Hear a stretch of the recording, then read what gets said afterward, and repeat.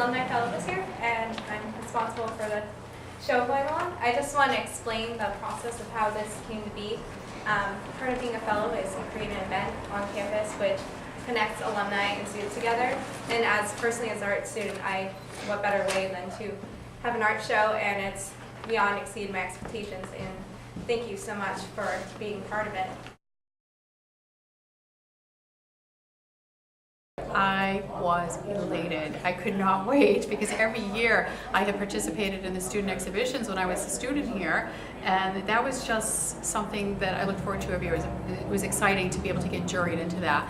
And then you graduate and then there was nothing. And for years I kept thinking, why aren't they doing that? And so when I got that letter from Arielle, yes, I was so excited. Inspiration.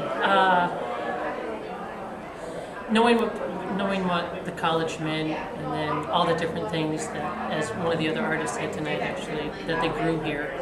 There was a lot of different things that I wanted to put into the piece, and as it ended up, that was a way I could interpret all the different things, some of the things that happened here. My whole experience through my my college years, I went through school as an adult, not, through my 20s, and I really kind of recreated myself, and it was like bits and pieces. So I took like bits and pieces of my experiences, and I worked with clay and I worked with textures. So I took bits and pieces with different textures and put it all together and made like a collage.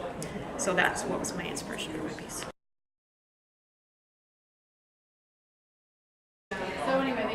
Well, I don't do art for a living, although I used to. But for the last 22 or 3 years, I've been working in the nonprofit field. And I started painting about 5 years ago. And I'm not trying to do it as a business. I'm just doing it for my own enjoyment and to get better and explore the medium. And I'm really loving it. And it's an escape. It's cheap therapy. And I mostly paint when I'm on vacation, or I paint places that I love.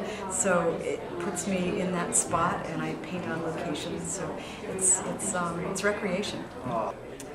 Art allows you to express yourself in ways that are tactile, that you can express to other people visually, and it is a stress relief, it's emotion, it's passion, it's all sorts of things that are you on paper, on canvas, visual, for others to enjoy as well as yourself. A combination of people. I don't think there was really one. James Fortune was my painting professor. And the professor that I think I enjoyed the most was Jim Fortune. I would have to say, while I was here, Jim Fortune. Biggest influence here, Plymouth, on my education, was Naomi Klein. Phil Lonergan.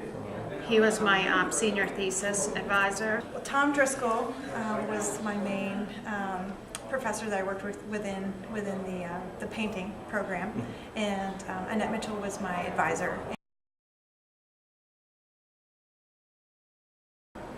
I grew up. I found my voice. It's a beautiful place. I have friends that I still have.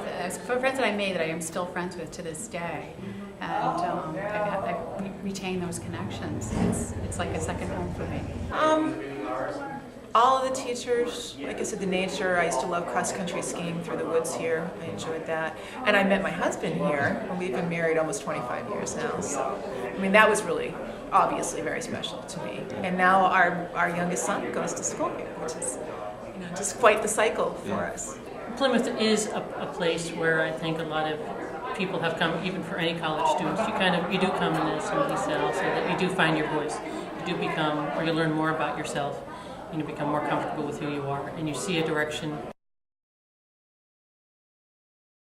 This has just been an amazing experience from the beginning to the end of this. I couldn't have asked for more, and just like the reactions I've gotten from this, and it's just amazing, as you can see probably behind me, all the different artworks that were submitted.